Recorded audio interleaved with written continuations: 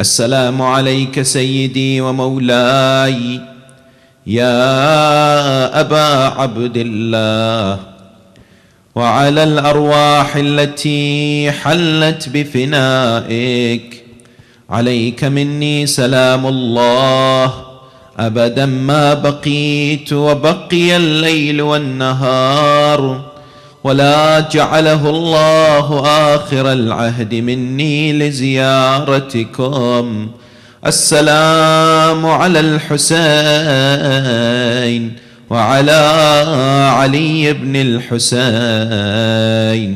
وعلى أولاد الحسين وعلى أصحاب الحسين جميعا ورحمة الله وبركاته.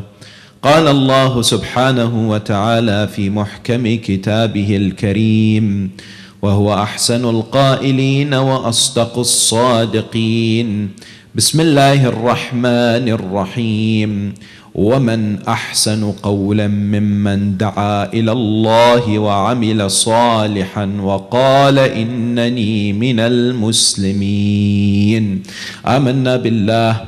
صدق الله العلي العظيم. For the purification of the souls and the enlightenment of the hearts, and for the hastening of the reappearance of Baqiyatullah al-A'zam Ruhi wa Arwahul Alameen Lahul Fida, enlighten your souls and the atmosphere with the recitation of salawat upon Muhammad wa Ali Muhammad.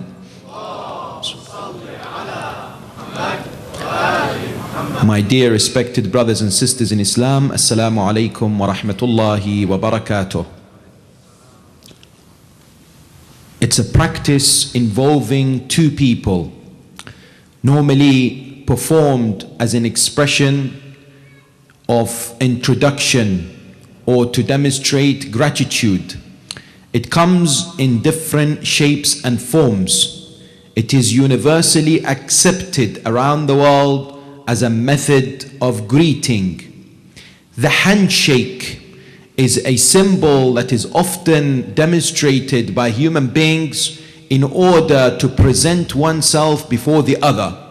Indeed, handshake has been the method of introduction and at the same time a way by which the human being present themselves to the other for many centuries.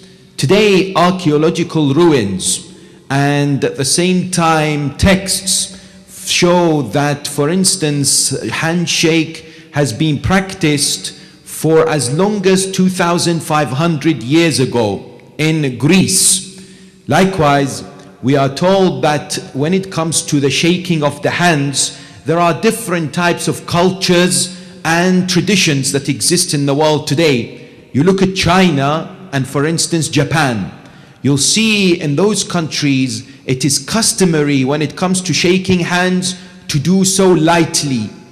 And at the same time, what they do is that after the handshake, a symbol of love that they display amongst each other is to keep holding each other's hands.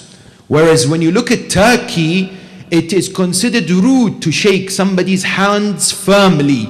In no way it is not appropriate to shake somebody's hands in a light way.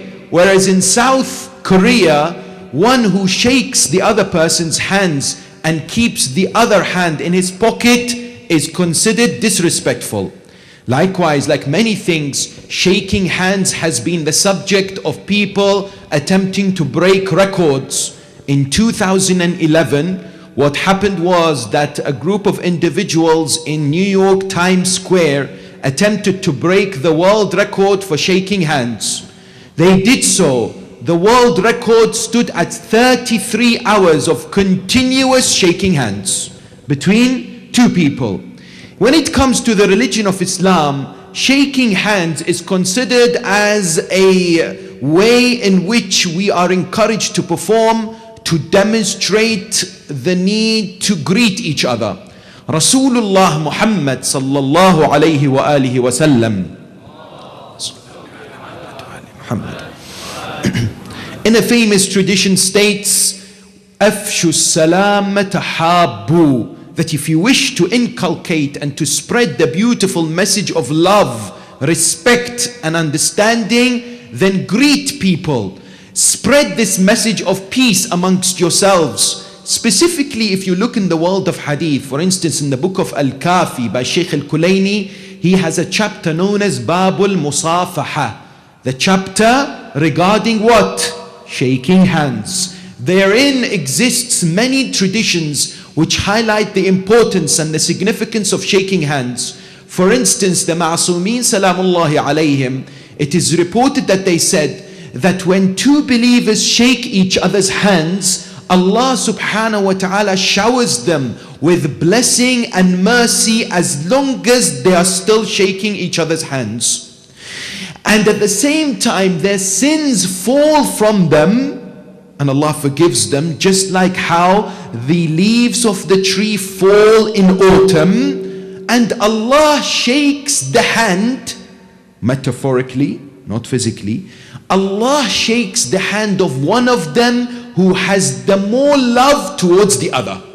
Meaning what? That Allah encapsulates them with His mercy, with His forgiveness. Therefore, shaking hands between believers is a demonstration of respect, is a great way of greeting one another. Yet shaking hands and the religion of Islam has been the subject of controversy, where in 2010 Fox News and other television networks reported that Cambridge University in the United Kingdom, they established this memo towards the staff. They said that when it comes to graduation ceremonies, when it comes to greeting others, you should not shake the hands of the Muslims.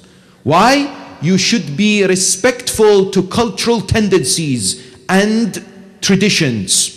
And they were, of course, discussing in the show how they thought, in their opinion, that the religion of Islam and Muslims discourage people from shaking the hands of women. For instance, we are told in the international scene there was also a controversy. November 2010, when the US President Obama, he went to Indonesia with the American First Lady, Michelle Obama. When they went to Indonesia, what happened? She would shake the hands of the Indonesian information minister. And this was captured and placed on YouTube, and there was an outrage, an outcry. How could an individual who is a male shake the hands of a female? This is not permissible, they said. And therefore he had to explain himself. In Twitter, what did he say? The Indonesian information minister had to explain himself to the Indonesian people, who the majority of them are Muslim. He said, Michelle Obama is the one that took my hand first. In other words, it's not my fault. She took my hands first. Likewise, in the Olympics last year in the United Kingdom, there was a scene that attracted many people. That when it came to Princess Kate, she came forward to give a medal to an Iranian player who had won one of the medals in the Olympics. His name was Karamzadeh. Instead of shaking his hands, what did she do? She came forward to shake his hands, but he did this.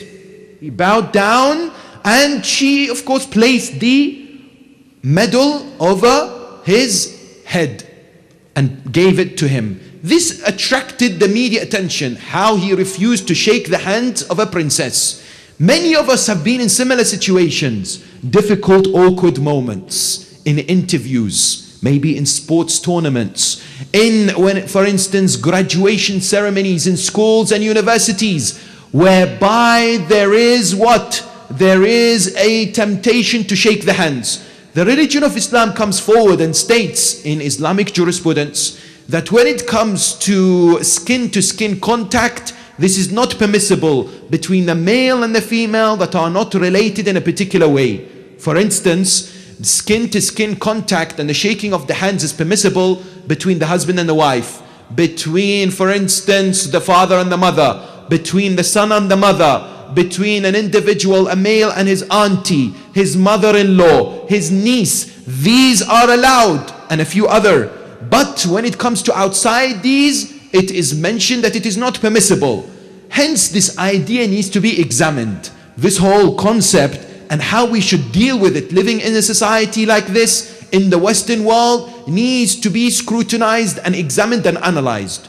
Yet on further retrospection, and on examination and contemplation, one thing emerges at the outset, and that is the problem and the dilemma of the shaking of the hands, especially in the West, is an example of a problem that is facing many people, an example of a wider issue which is paradoxical in many people's minds in the West. What do we mean? This is an indication of the issue and the subject of identity, and how many people, especially Muslims around the world, are struggling with the notion of identity. What do we mean? Many youth today are coming forward with the questions that are troubling their minds. They ask, am I an American Muslim or a Muslim living in America? Which of the two identities should be superseding and the more dominant? Is there a clash between identities? In other words, what emerges is the pressing need to discuss this subject of what? This subject of identity, how we identify ourselves, because human beings truly want to express themselves in a particular way. Sociologists come forward and say the subject of the identity of the human being is of the utmost importance for a number of reasons. You and I wish to identify ourselves intrinsically because of a security, aman. That identity gives us a sense of belonging. That when I identify myself in a particular way, in a particular fashion, this makes me part of a group of individuals. Therefore, I feel a sense of security. Number two, I am able to express myself if I identify myself. In other words, it gives me the freedom to be able to define who I am. Number three, at the same time, what it does, it also provides me with what? With a group of people that I can associate with, that I can seek some kind of friendship. There is therefore an intrinsic need, and you'll find it throughout the history of mankind. Human beings have identified themselves through different ways, through different shapes and forms. Some people identify themselves through their culture. I am an Arab. I am a Pakistani, for instance. Others identify themselves using the country of their birth. Some people say that I am Norwegian. Others say, for instance, I'm from Nigeria because they were born in this particular country. A third group of people use what? They use the country of their parents. In other words, their ancestors, where their parents came from, is the source of their identity. Other individuals use the powerful tool of language. Just because, for instance, they speak Chinese, they say that my identity is that I am from China. I am considered a Chinese individual. Some people look at what? They look at their past and their forefathers, and they identify themselves using what? Their family name and their forefathers. And this was a common practice at the time of Jahiliyyah. One day in the mosque of the Holy Prophet, the companions of Rasulullah were sitting together. They were discussing this idea of who is better when it comes to identification.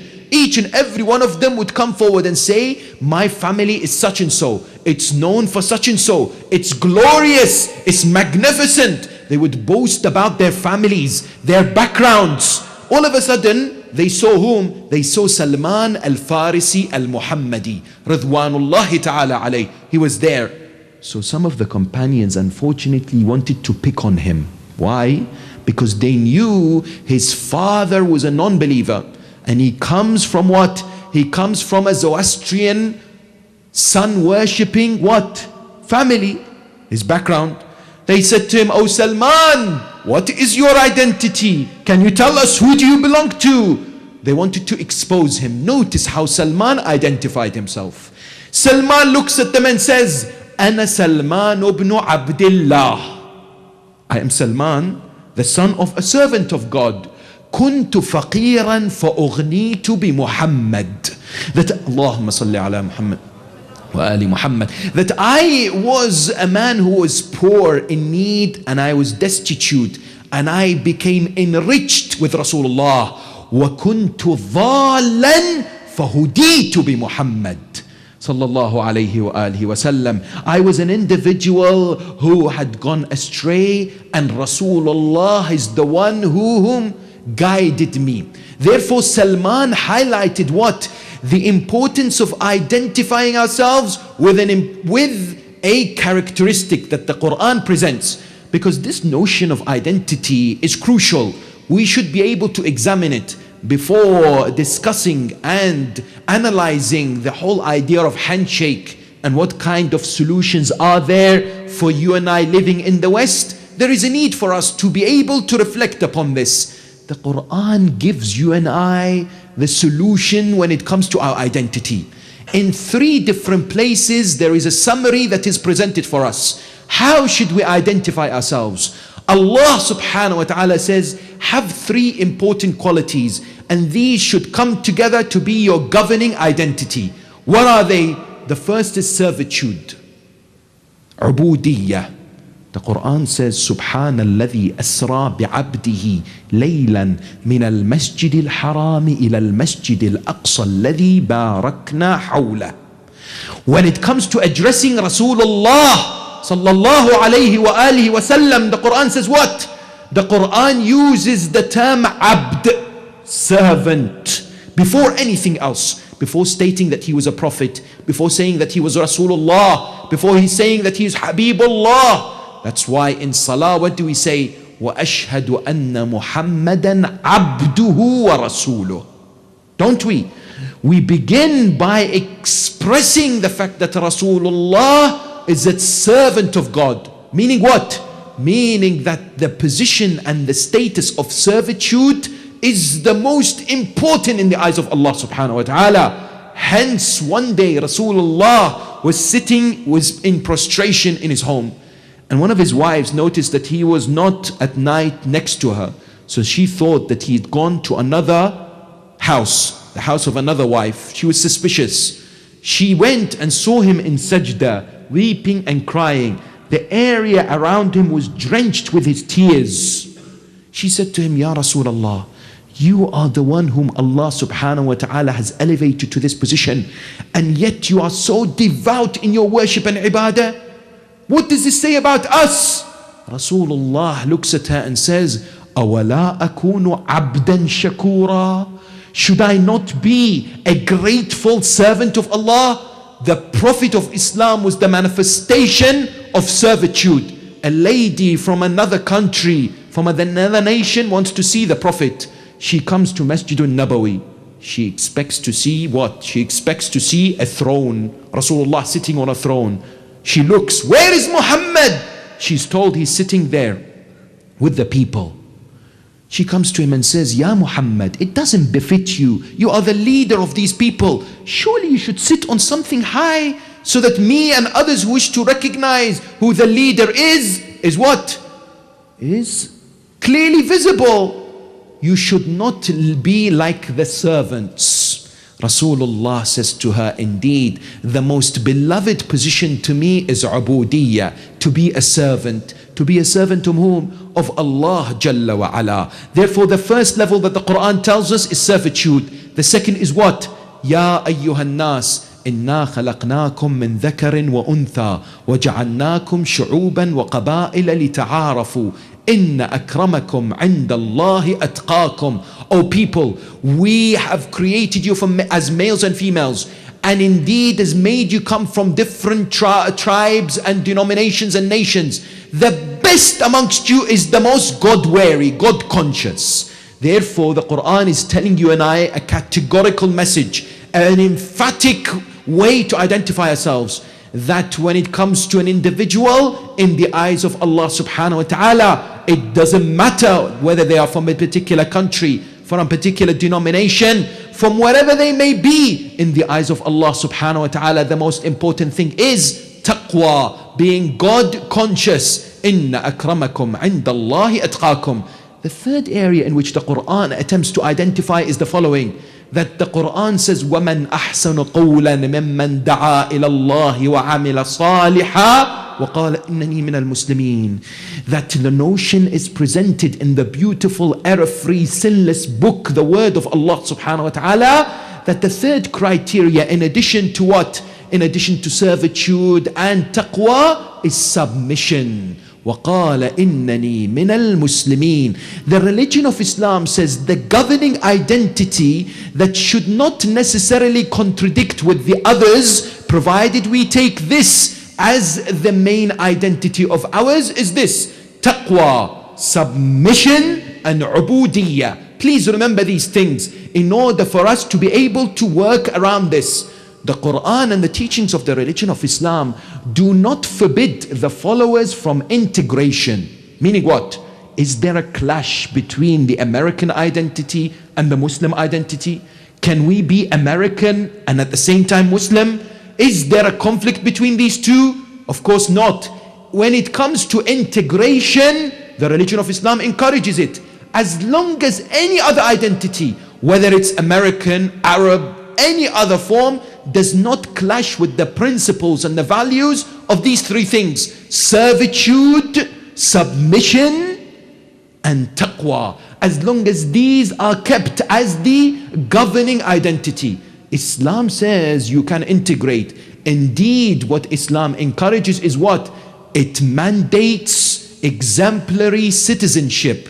The Quran states that by wearing this identity with pride and honor, you are able to come forward wherever living in the world and present a good picture of the religion and yourself. You can be indeed a beacon of light, an example for people to look at when it comes to the principles that human beings all share: peace, coexistence, love, tolerance. Islam says when you adopt this particular identity, you are able to indeed move forward in your journey, present yourself in the best possible way. Yet at the same time, it discourages the idea of assimilation. Meaning what? There is a difference between integration and assimilation. If we look and examine the history of certain groups of people outside the religion of Islam that migrated to the West, they came with one idea: I have to fit in this society. I will do whatever it takes. I will sacrifice whatever I have in order to be accepted. And therefore they assimilated into the West. They had forsaken their beliefs in order to be counted as one of the people. This is something that the religion of Islam strongly discourages. It states that as a human being with this Muslim identity, we have to recognize the following: that Islam is a comprehensive faith, a religion that dictates everything. But if it comes to the other identities, we can integrate, we can go out and speak with others, we can live peacefully with others. But we have to make sure that we do not make the other identities or issues that conflict with the religion of Islam our priority. We should not sacrifice our own values in order to reach the satisfaction of others. What do you mean? I come to the mosque, I come to the jami', to the center, I am a Muslim, I am praying, I say salam to others. A sister wears hijab. I go to school, I go to my office. The Muslim identity, unfortunately, sometimes is left at home, is left at the jami'. So for instance, sisters may take their hijab lightly. Brothers, when it comes to speaking to others, they are afraid of expressing their Islamicness, their Islamic background, their Muslim identity. And we see this present in many shapes or forms. Yet today we are told there are some inspirational stories out there which highlight to us how we should be proud of our identity. And Allah Tabaraka wa Ta'ala would bless us and would give us strength and success if we stand there and wear the badge of the religion of Islam with pride and honor. How? You've heard of the story of the lady by the name of Naima in Belgium, 2005. She wears hijab and she works in a factory packaging food. What happened was that the manager of the factory in Belgium in Europe receives a letter. The letter says that we will attack this particular factory. And later on, the letter contains a bullet. If you do not stop employing ladies wearing hijab, then your death is soon. He was threatened with death. This lady hears about it. She's struggling with the notion. What does she do? Does she come and say to her manager, you know what, I'm going to take my hijab off for you. It's okay. You know, I have to fit in. No, she doesn't. She stands by her principles. Allah subhanahu wa ta'ala says, Man kana ma'allah, kana Allahu ma'ah. If you support the cause of Allah, Allah will be with you. It might be an examination. It might be a difficult position that you may go through, but rest assured you will attain success at the end. Look at this story as an example. Her boss says to her, don't worry. She says, what do you mean? Her boss says to her, keep wearing the hijab. Notice that sometimes non-Muslims adhere to these principles. She keeps wearing the hijab. He collects 20,000 signatures from the city itself and from the company to demonstrate what support for this lady Naima when it comes to wearing the hijab, and to stand against the extremists who are threatening this particular institution. Later on, the king, because this particular new episode gets publicity, the king of Belgium is traveling in the area, hears about this, visits the same factory and stands next to this Naima and the boss and addresses the people of Belgium and says, we are against discrimination. People are free to wear this particular dress code and to express their religion. Can you imagine? That Allah Tabaraka wa Ta'ala indeed grants success and prosperity to those who are firm and steadfast. Likewise, I remember one of my friends, and this is a true story that sometimes you and I may go through. He worked in a particular office, and it so happens that every time when it comes to salah, he goes to a particular corner and he prays, he performs his salah. One day his manager saw him. He says, what are you doing? He said, I am performing my salah. He said, you should not do so here. I don't like religious expressions in the office. You must do it outside. He said, I can't do it outside. The weather doesn't help. There's no mosque or place of worship close by. He said, take it or leave it. You are not allowed to perform any religious form or worship here in the office. What did this man do? He said, thank you very much. I resign. He said, what? You will resign? He said, yes. My religion is important to me. If you do not allow me to practice it, then I cannot work here anymore. He himself tells me, what did he say? He said, I placed my resignation on Friday. He said, the manager said, fine, you can go. He says, wallahi, by Monday I received an offer from a company and the salary was much, much bigger and the job was much better.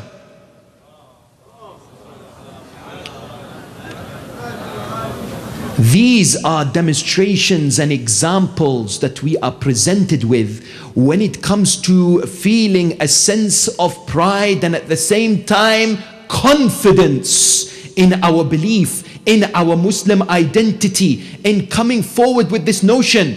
Because sometimes we assess ourselves with regards to where we come from, with regards to our families. There is no problem when it comes to cultural tendencies. Sometimes culture has a lot of value, has a lot of meaning. Islam is not against culture. Many of us should adhere to the culture provided it doesn't clash with the Islamic principles.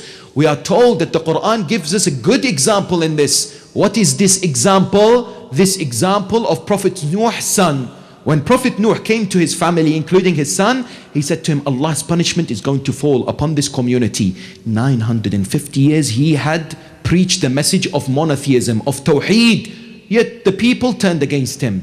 His son would say, what's going to happen? Nuh said to him, Allah is going to cause the heavens to rain and there will be flooding. So you have to come with me and board the ark of salvation at that time. Nuh is addressing his son with compassion. His son says, no. What I will do is, I will stand at the top of one of the mountains and the mountain will protect me from the rain. Nuh says to him, La asima laka al-yawm min amrillah. You will not attain any type of protection if you do not listen to me. Later on, his son does what? Drowns. He's disobedient and doesn't listen to his father. Nuh alayhi salam had the impression in his mind that what? That his son would be saved. So he speaks to Allah. He says, my son is from my family. How come he didn't choose the salvation, the path of righteousness? Allah subhanahu wa ta'ala says the following, إِنَّهُ لَيْسَ مِنْ أَهْلِكَ إِنَّهُ عَمَلٌ غَيْرُ صَالِحٍ. That Nuh alayhi salam is told, the way that Allah judges human beings is not by which family they come from, is about their actions, is about how they represent themselves, is about their sincerity and their iman. Allah says to Nuh, he is not from your family, despite the fact that he is his son. Indeed, what he did was not righteous, something that the Almighty dislikes. And that's why you find that Salman al-Farisi has this title that the Prophet of Islam, Rasul al-A'zam Muhammad sallallahu alayhi wa alihi wa sallam, states and says, Salmanu minna ahl al-bayt. Salman is from us, the ahl al-bayt. In which way? Because of his devotion, because of his sincerity. Today we recite in Ziyarah Ashura, لعن الله بني أمية قاطبة. May the la'na of Allah fall upon all of Bani Umayyah. There were people from Bani Umayyah who at least had love for the Ahl al-Bayt. Even today they may be in the line of, from the progeny of Bani Umayyah. I remember one of the ulama, the current mujtahideen, he said that one day I was in Umrah and I was going up Ghar al-Hira, this mountain of Nur, going up towards the cave of Hira. When I was going up, so somebody else also climbing, I looked at him, he said to me, you must be a Sayyid. I said, yes. Your forefathers are all from the Prophet's line. He said, yes. He said, I asked him, what is your family? Who are your forefathers? He replied back by saying, Bani Umayyah. The Sayyid looks at him and says, your forefathers killed my forefathers. He said, yes. He said, may the la'na of Allah be on those who killed my forefathers. This man from Bani Umayyah said, Ilahi Ameen. He agreed. Why? Because Islam doesn't look at it in وَلَا تَزِرُ وَازِرَةٌ وِزْرَ أُخْرَى. The fact he was from Bani Umayyah doesn't necessarily mean that he is cursed. It means what in Ziyarah Ashura? It means whomsoever follows the path and the teachings and the way of Bani Umayyah. Whomsoever places their lives around the life of Bani Umayyah, takes them as example, respects them in the world today. Whomsoever respects the likes of Muawiyah and Yazid, that is whom the la'na of Allah falls upon. Why? Because they were the personification of evil and oppression and injustice. Hence we are told that the religion of Islam looks at this notion of identity in such a way that places emphasis and responsibility on you and I's shoulders. In which way? Allah subhanahu wa ta'ala says that this notion of Muslim identity, when it comes to dealing with non-Muslims, how do we represent it? وَمَنْ أَحْسَنُ قَوْلًا مِمَّنْ دَعَى إِلَى اللَّهِ وَعَمِلَ صَالِحًا وَقَالَ إِنَّنِي مِنَ الْمُسْلِمِينَ. I come forward and say that I am a believer, I am a Muslim, whilst at the same time performing good deeds. In other words, we must not only talk the talk, but we must walk the walk. That Imam al-Sadiq salamullahi alayhi says, لا تكونوا علينا شيئا كونوا لنا زينا ولا تكونوا علينا شيئا حتى يقول الناس رحم الله جعفر بن محمد كيف أدب شيعته.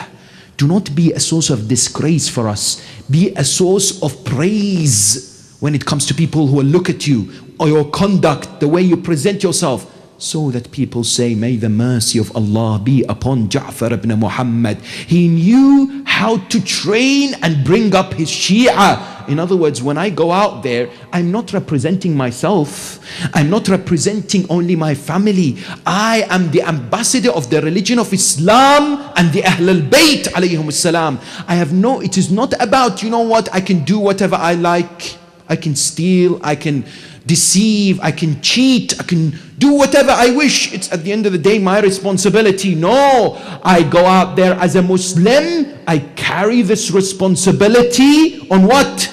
On my shoulders, ensuring that the message and the image of the religion of Islam is something that is proportional to the conduct of the Muslims. And that is indeed how we view it today in the world. That if the Muslims were such that they give such a beautiful image of what? Of their religion, then indeed many people's perceptions, despite Islamophobia and the attack by the media, would necessarily change. Hence, the identity of the Muslims is of the utmost importance. Therefore, in 2006, there was a Pew survey which asked 60,000 American Muslims in this country, which do you think you are first? Are you American first or Muslim first? And the results indicated the importance. 27% of the respondents said we are American first. And 47% said we are Muslim first. 18% of the 60,000 said we are both. Which means that this concept of identity and this notion is indeed confusing people. Sometimes when we go out there, we do not appreciate the importance of holding on to our principles, to our ideas in the best shape and form. When we come to the subject of shaking of the hands, how do we deal with it? Because many people find it very difficult. They come and ask scholars, maraji', others. They say we live in the West. This is an ibtila. This is a form of trial examination that too often in interviews and other places, the opposite gender extend their hands and I am unable to shake their hands. And if I don't do so, they may consider it as rude. Sometimes people say they may consider me as a germaphobe. You know, I have this obsession with remaining clean and I may think that the other person has some kind of impurity. All these thoughts go through the minds of people. How do we deal with this issue? Of course, there are superficial ways of dealing with it, and there is of course looking at the essence, the real philosophy of the prohibition. Superficially, sometimes people say, and ulama allow, for instance, the usage of the gloves. They say that if you wear the gloves and there is a shaking of the hands, this is permissible. Ulama clearly state that this is no problem. Others, for instance, talk about extreme difficulty which is intolerable. All these matters are there. Sometimes people have devised their own ways. Sometimes people carry books or carry paper on the right arm or right hand so that to say to people, I can't shake my hands. I've even seen people deliberately sneeze and cough on their hands and say, sorry, I can't shake your hand. All these things are there. Yet what I would like to take you and I would like your attention is the need to look at the essence, the core, the philosophy of the prohibition when it comes to the religion of Islam. Because the first thing that we have to say is that too often when you and I look at certain deeds, we do not understand, or actions or rulings, we do not understand why and in which way it should be performed. And what happens also is that we are afraid of the reaction of the people. The mind goes into this phase of calculating what others will perceive. And this is often the problem when it comes to public speaking, for instance. People don't like to speak in front of others because they're afraid how they'll be perceived. When it comes to the shaking of the hands, you and I may have 101 assumptions about what the others think, what the others may judge, what conclusions they'll come about with.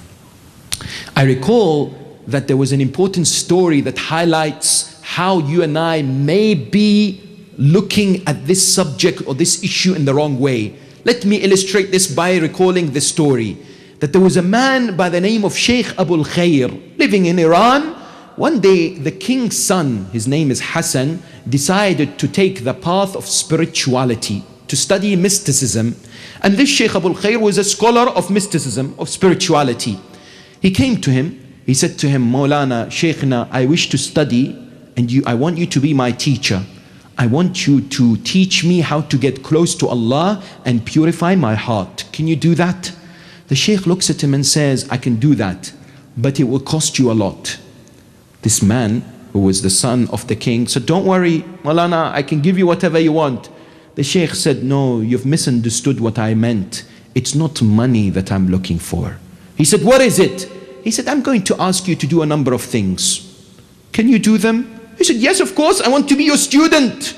Sheikh said to him, I want you to go to the marketplace and buy some meat for me. This Hassan, who had never left the palace, who always has servants, says, Sheikhna, please, can I get one of my servants to do it? He says, no, you have to listen. If you want me to teach you, you have to listen to me.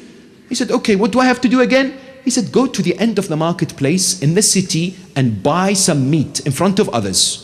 This Hassan walks out, the prince goes to the market, His head is down. He's thinking people are looking at him and saying, what is this guy doing? He's the prince. Why is he walking in the street in such a way? There's no one with him. Why is he in the market? It doesn't befit him. He is red. He's embarrassed. His head is down. Quickly he gets to the market store where meat is being sold. He says to him, quickly, give me some meat, quickly. The meat is given to him. He rushes back towards where the sheikh is staying. He presents the meat. The sheikh says to him, now what I want you to do is go back to the other side of the town, go to the river and wash this meat. This man said, Sheikhana, now you're really crossing the line. What do you mean I have to wash this meat? Can I get somebody? He says, no. This man now reluctantly, Hassan, goes across the other side of the city, once again wary of people's eyes upon him, goes to the river, sits down, thinking in his head, people are saying, how is it that I'm washing the meat in front of others? He washes the meat with water in the river, he stands up, brings it back. Now the sheikh looks at him and says, now I want you to do is what? I want you to cook this meat for us. Prepare some stew for us. Hassan says, now I can't do this. Khalas, this is now you've crossed the line. I have never cooked in my life. Sheikh says to him, do you want me to be your teacher or not? He says, okay, I'll go and do it. He goes outside, he gets a pan and he starts cooking the meat, preparing the stew in whichever way he can. When he presents the stew to the scholar and his students, the scholar looks at the student and says, today I want us all to eat the stew of Hassan's pride. They said, what? He said, I wanted to teach this particular individual to crush his ego, to crush the idea that others are what? Looking at him and what he's doing is inappropriate. That today he has passed the exam, meaning what? He looked at him and says, now go back to the market and ask people, did you see me earlier? What did you think when you saw me? He went back to the marketplace. Throughout the way, he looked at the people. He said to them, excuse me, did you see me earlier when I came head down to buy some meat? They said, no, we didn't pay attention to you. You were here? Really? We didn't really see you. He said, didn't you see me? Then what about when I went to wash the meat? They said, no, we weren't paying attention at all. The sheikh was trying to inculcate the message in the heart of this particular individual, and it's a lesson for you and I. Too often we calculate and we have assumptions about other people's opinions that stop us from displaying our beliefs and our practices.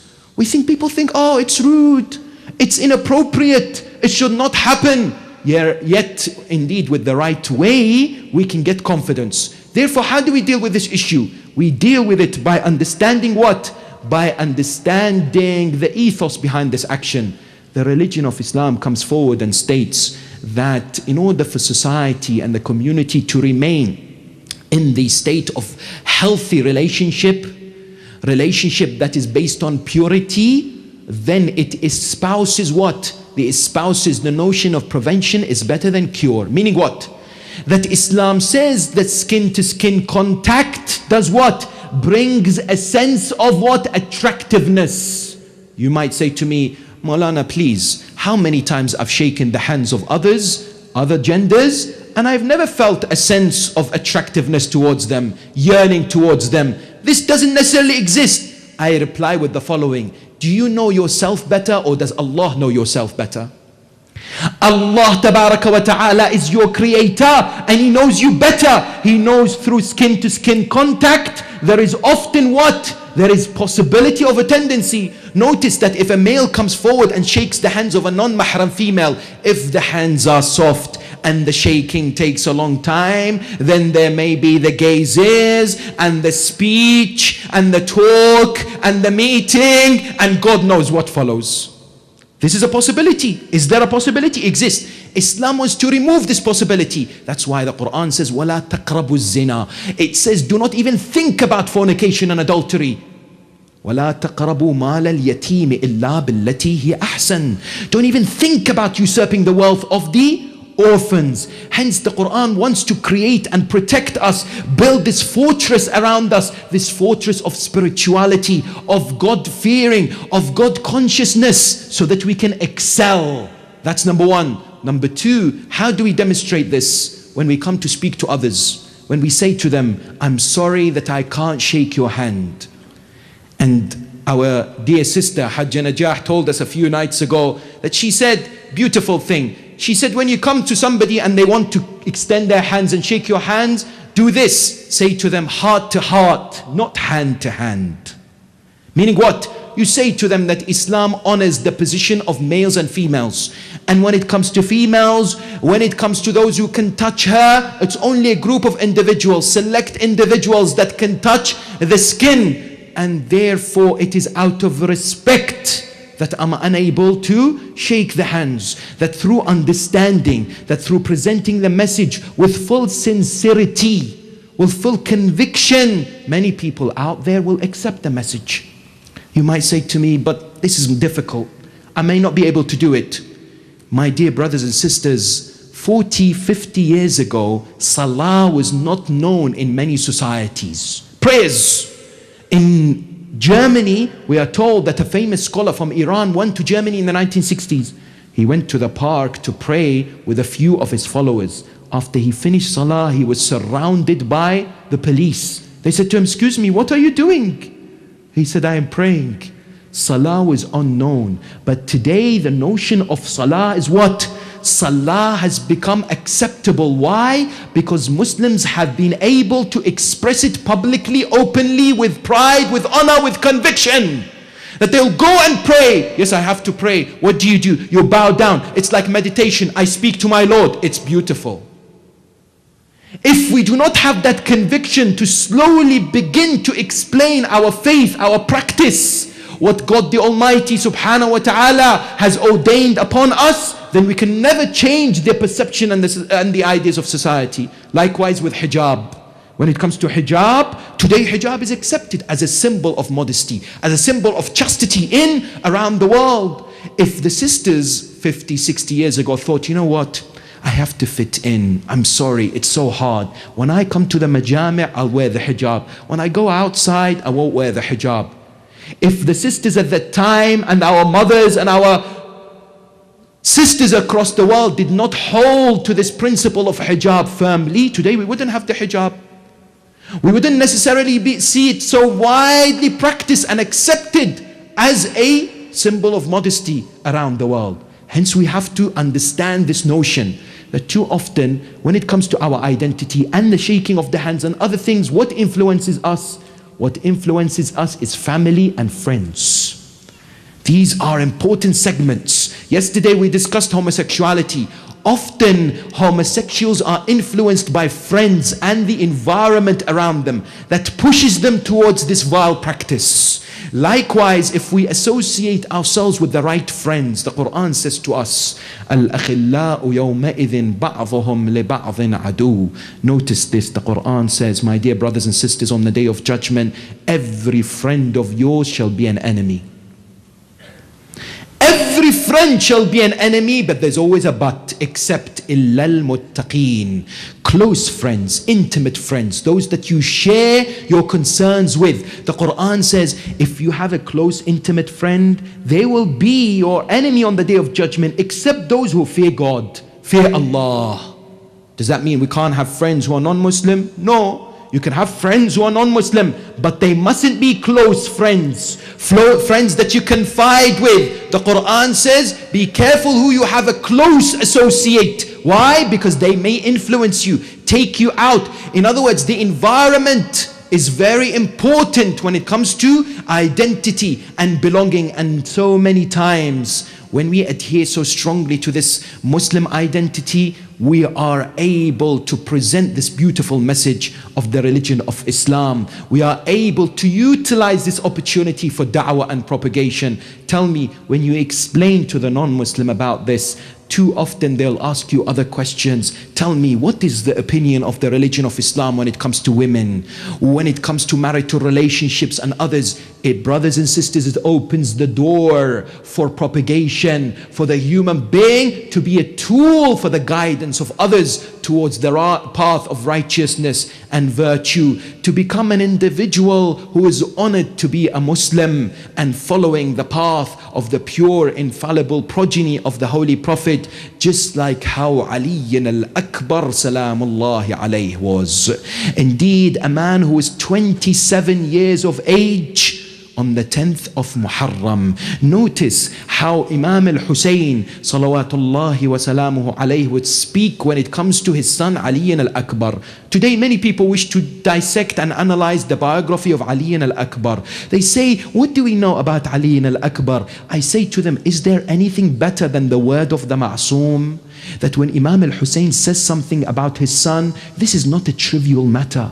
This is not a small issue. When he says, لَقَدْ بَرَزَ إِلَيْهِمْ غُلَامٌ أَشْبَهُ النَّاسِ بِرَسُولِكَ صَلَّى اللَّهُ عَلَيْهِ وَآلِهِ خَلْقًا وَخُلُقًا وَمَنْطِقًا. That he resembled the Holy Prophet in three manners, three areas, three ways: in his appearance, in his mannerism, and when it comes to his speech. When it comes to the way he expressed himself. The Imam says, every time we wanted to look at and remember how Rasulullah was, we look at Ali Al-Akbar. In Medina, there are people who would come and would want to see the Prophet. They would be told that the Prophet has passed away. They would say, is there anyone who resembles him? They would say, go to the house of Hussein. There is a man by the name of Ali Al-Akbar. He resembles Rasulullah. Ali Al-Akbar was the crystallization of generosity, of a youth who dissolved himself in the Muslim identity, or who was proud to express his Islamicness in every shape and form. He would say to his mother, Layla, he would say in Medina, oh my mother, keep the chimney fire alight. Why? So that the poor would come to our house and think that we have food, so that we can present and help the poor and the destitute and the needy. On the way to Karbala,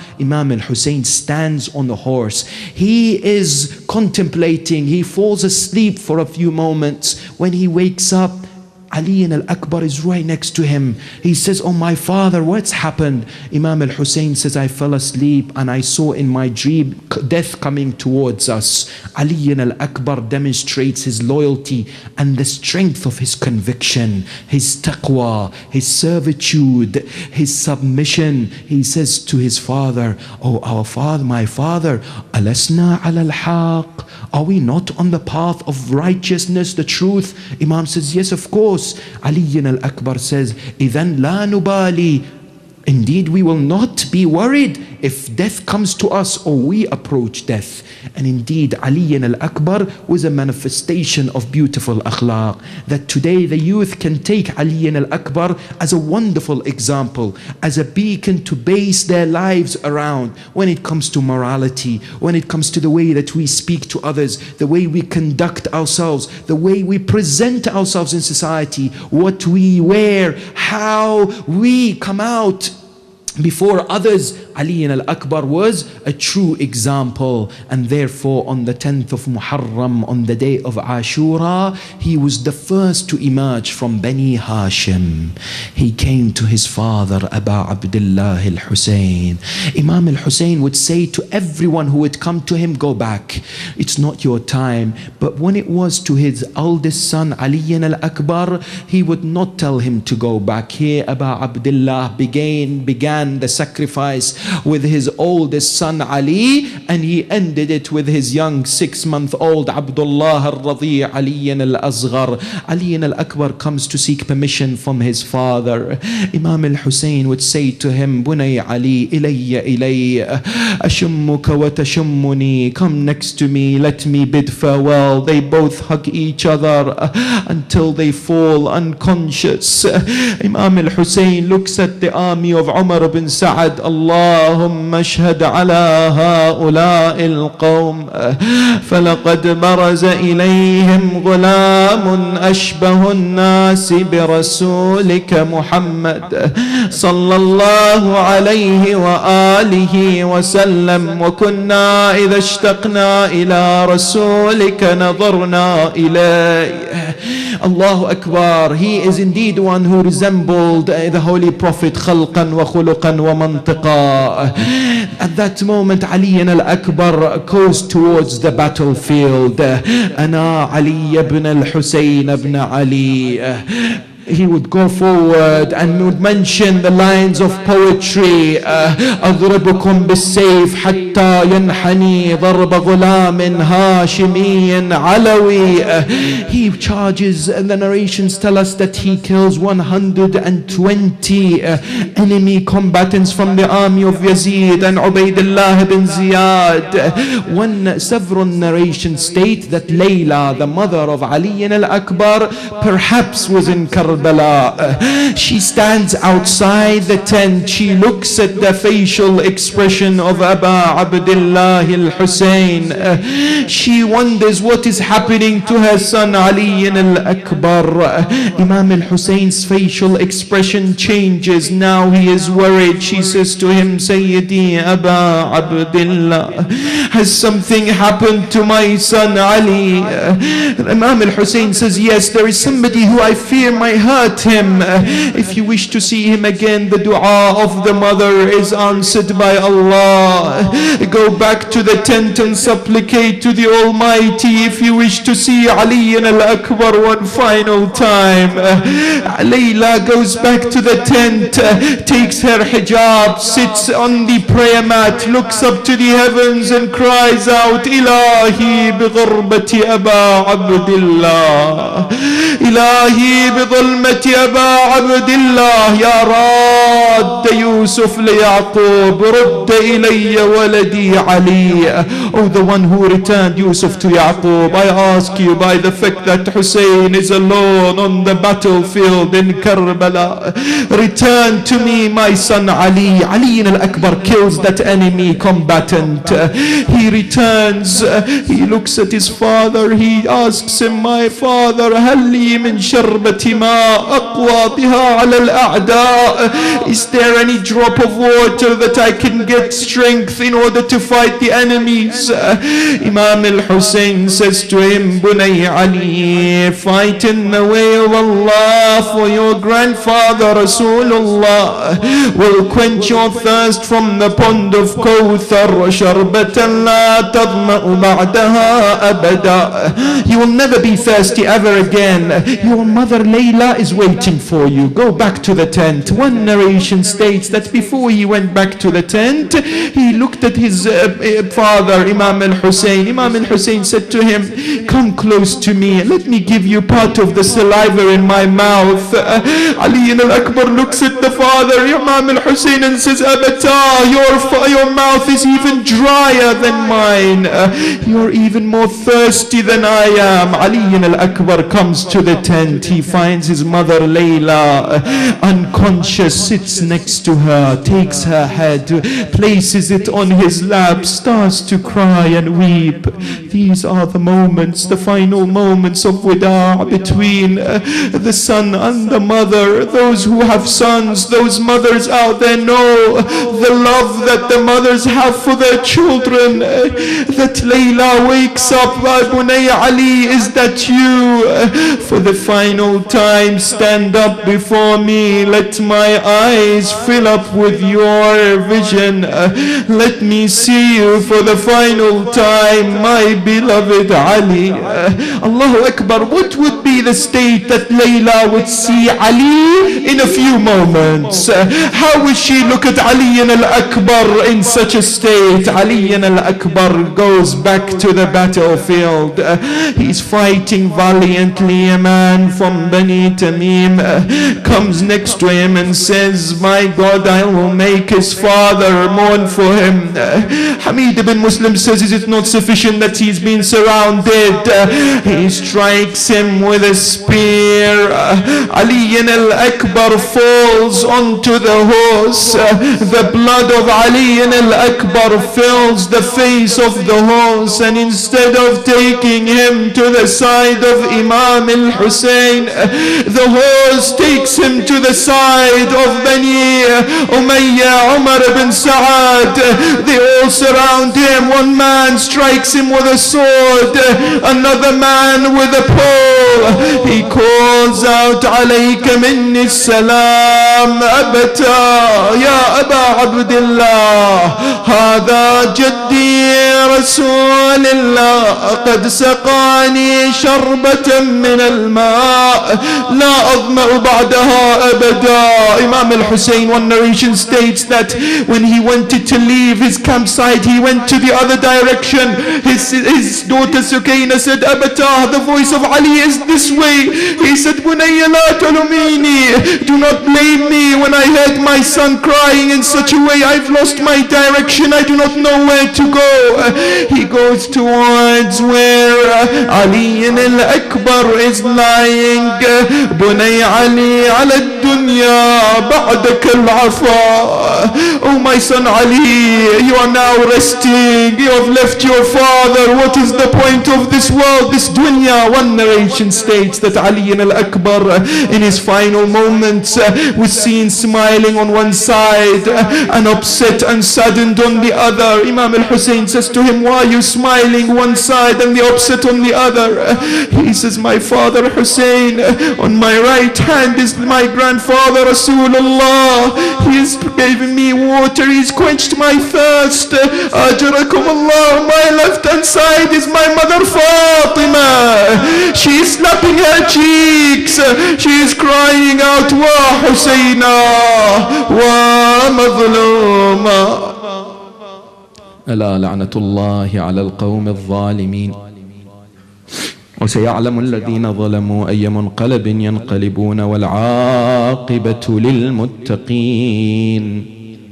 نسألك اللهم وندعوك باسمك العظيم الأعظم الأعز الأجل الأكرم إلهي بحق الحسين الشهيد وجده وأبيه وأمه وأخيه والتسعة المعصومين من بنيه، فرج عنا وعن أهلنا فرجا عاجلا قريبا يا الله يا الله يا الله يا الله يا الله يا الله يا رحمن يا رحيم يا مقلب القلوب ثبت قلوبنا على دينك. اللهم انصر الإسلام والمسلمين واخذل الكفر والمنافقين. اللهم دمر أعداء الدين. تقبل أعمالنا يا أرحم الراحمين.